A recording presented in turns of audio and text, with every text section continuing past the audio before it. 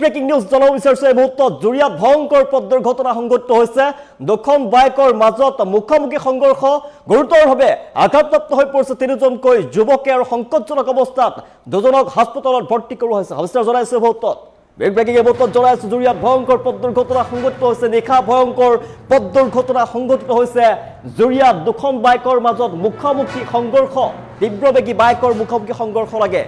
তিনিজনকৈ লোক গুৰুতৰভাৱে আঘাতপ্ৰাপ্ত হৈ পৰিছে শিখৰণকাৰী দুৰ্ঘটনাত গুৰুতৰভাৱে আহত হৈ পৰিছে জনাইছো তিনিজনকৈ লোক আৰু আঘাতপ্ৰাপ্ত দুজনৰ অৱস্থা অতিকৈ সংকটজনক বুলি জানিব পৰা গৈছে জুৰিয়াৰ থিয়টাঙনিত এই ঘটনা সংঘটিত হৈছে বৰ্তমানে পৰিচয় উদ্ধাৰ হোৱা নাই আহত যুৱকৰ তিনিগৰাকী যুৱকৰ পৰিচয় উদ্ধাৰ হোৱা নাই আৰু সমগ্ৰ ঘটনাক লৈ জুৰিয়া আৰক্ষীয়ে চলাইছে তদন্ত প্ৰক্ৰিয়া যুৱককেইজন ক'ৰ তেওঁলোকৰ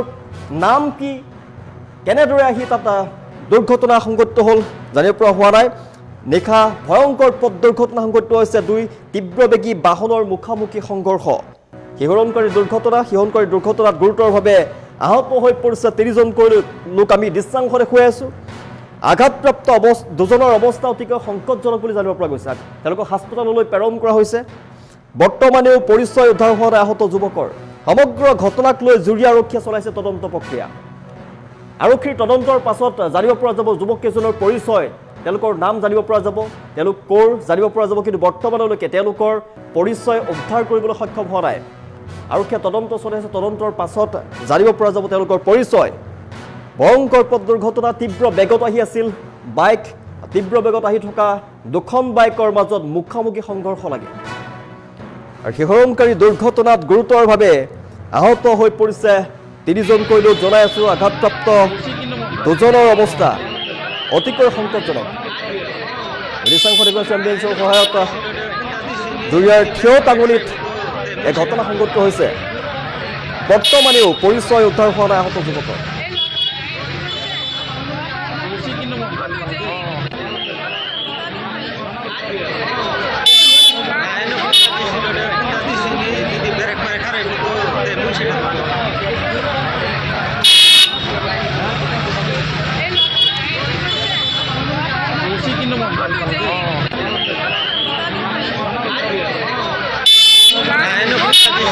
মানে মই এইফালে পৰা আহি আছিলে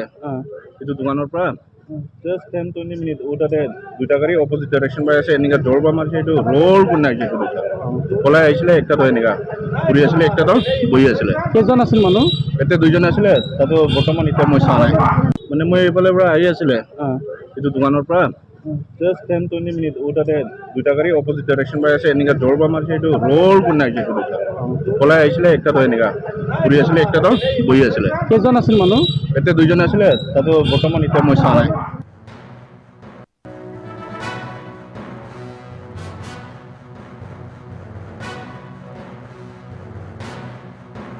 পলাই আহিছিলে একটা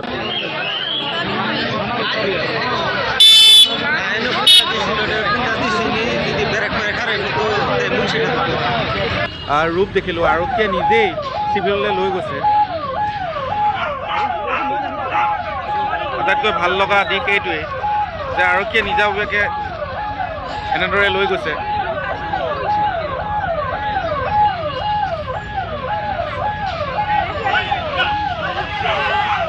পথ দুৰ্ঘটনা জনাই আছোঁ দুখন বাইকৰ মাজত মুখামুখি সংঘৰ্ষ লাগে জুৰিয়াত ভয়ংকৰ পথ দুৰ্ঘটনা সংঘটিত হৈছে দুজনৰ অৱস্থা অতিকৈ সংকটজনক বুলি জানিব পৰা গৈছে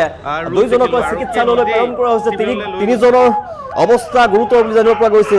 তিনিজন গুৰুতৰভাৱে আঘাতপ্ৰাপ্ত হৈ পৰিছিল তাৰে ভিতৰত দুজনৰ অৱস্থা অতিকৈ সংকটজনক বুলি জানিব পৰা গৈছে নিশাৰ ভাগতেই ভয়ংকৰ পথ দুৰ্ঘটনা আমি দৃশ্যাংশ দেখুৱাইছোঁ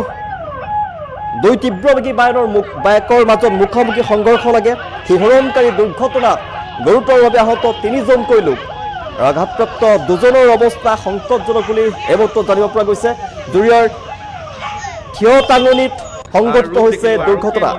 আৰু বৰ্তমানে উদ্ধাৰ হোৱা নাই তেওঁলোকৰ পৰিচয় তিনিজন যুৱকৰ পৰিচয় বৰ্তমানে উদ্ধাৰ কৰিবলৈ সক্ষম হোৱা নাই আৰক্ষীয়ে সমগ্ৰ ঘটনাৰ পিছতেই আৰক্ষীয়ে তদন্ত চলাইছে ঘটনাৰ পিছতে উপস্থিত হৈছে জুৰিয়া আৰক্ষী আমি দৃশ্যাংশ দেখুৱাই আছোঁ ভয়ংকৰ পথ দুৰ্ঘটনা সম্পাদিত ৰূপত দৃশ্যাংশ দেখুৱাই আছোঁ দুজনৰ অৱস্থা অতিকৈ সংকটজনক বুলি জানিব পৰা গৈছে দুৰ্ঘটনাত গুৰুতৰভাৱে আহত হৈ পৰিছিল তিনিজনকৈ লোক আৰু আঘাতপ্ৰাপ্ত দুজনৰ অৱস্থা অতিকৈ সংকটজনক বুলি জানিব পৰা গৈছে তীব্ৰ বেগত আহি আছিল বাইক, তীব্ৰ বেগত আহি থকা বাইকে ৰাষ্ট্ৰীয় ঘাইপথত মুখামুখি সংঘৰ্ষ লাগে। দুখন বাইকৰ মাজত মুখামুখি সংঘৰ্ষ লাগে, তাৰ ফলতেই বাইকৰ অৱস্থা একেবাৰে বেয়া হৈ যায়। বাইকখন ভাগি গৈছে বাইক, আৰু দুজনৰ অৱস্থা অতিকৈ সংকটজনক বুলি জানিব পৰা গৈছে। তিনিজনকৈ গুৰুতৰভাৱে আঘাতপ্ৰাপ্ত হৈ পৰিছিল, তাৰে ভিতৰত দুজনৰ অৱস্থা অতি সংকটজনক বুলি জানিব পৰা গৈছে। ঘটনাৰ পিছতে তাত বহুতো স্থানীয় লোক উপস্থিত হৈছে, হুলস্থুলীয়া পৰিৱেশৰ সৃষ্টি হৈছে আৰু পৰিস্থিতি নিয়ন্ত্ৰণ কৰিছে। তাত গৈ পৰিস্থিতি নিয়ন্ত্ৰণ কৰিছে জুৰি আৰক্ষীয়ে। ঘটনাৰ পিছতেই খবৰ লাভ কৰাৰ পিছতে জুৰি আৰক্ষী তাত উপস্থিত হয়, তদন্ত চলাইছে জুৰি আৰক্ষীয়ে। তেওঁলোকৰ যিহেতু পৰিচয় উদ্ধাৰ কৰিবলৈ সক্ষম হোৱা নাই, আৰক্ষীৰ তদন্তৰ পাছত তেওঁলোকৰ পৰিচয় পাবলৈ সক্ষম হ'ব। দৃশ্যাংশ দেখুৱাই আছো, ভয়ংকৰ পথ দুৰ্ঘটনা। দুখন বাইকৰ মাজত মুখামুখি সংঘৰ্ষ লাগে। তীব্ৰ বেগত আহি আছিল বাইক দুখন, তীব্ৰ বেগত আহি থকা বাইক দুখনে ৰাষ্ট্ৰীয় ঘাইপথতেই মুখামুখি সংঘৰ্ষ লাগে আৰু সংঘৰ্ষত ভয়ংকৰভাৱে সংঘৰ্ষ লগাৰ ফলতে তিনিগৰাকীকৈ যুৱকৰ গুৰুতৰভাৱে তিনিগৰাকীকৈ যুৱক আহত হৈ পৰে। দুজনৰ অৱস্থা জনাই আছো, দুজনৰ অৱস্থা অতি সংকটজনক বুলি জানিব পৰা গৈছে। জুৰিয়াৰ থিয় টাঙনিত, পুনৰবাৰ কৈছো, জুৰিয়াৰ থিয় টাঙনিত এক ঘটনা সংঘটিত হৈছে। এই পথ দুৰ্ঘটনা সংঘটিত হৈছে জুৰিয়াৰ থিয় টাঙনিত, আৰু বৰ্তমানেও যুৱককেইজনৰ পৰিচয় উদ্ধাৰ কৰিবলৈ সক্ষম হোৱা নাই আৰক্ষীয়ে তদন্ত চলাইছে। ঘটনাৰ পিছতে আৰক্ষীয়ে তদন্ত চলাইছে। আৰক্ষীৰ তদন্তৰ পাছত লোককেইজন ক'ৰ, তেওঁলোকৰ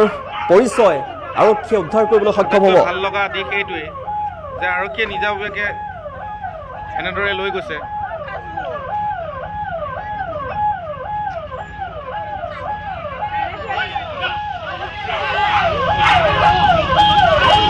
মানে মই এইফালে পৰা আহি আছিলে এইটো দোকানৰ পৰা, জাষ্ট 10-20 মিনিট তাতে দুটা গাড়ী অপজিট ডাইৰেকশ্যন পাই আছে, এনেকুৱা দৌৰবা মাৰিছে, এইটো ৰ'ল কৰি নাহিছে। দুটা পলাই আহিছিলে, একটাতো এনেকুৱা ঘূৰি আছিলে, একটাতো বহি আছিলে। কেইজন আছিল মানুহ? এতিয়া দুইজন আছিলে, তাতো বৰ্তমান এতিয়া মই চোৱা নাই। মানে মই এইফালে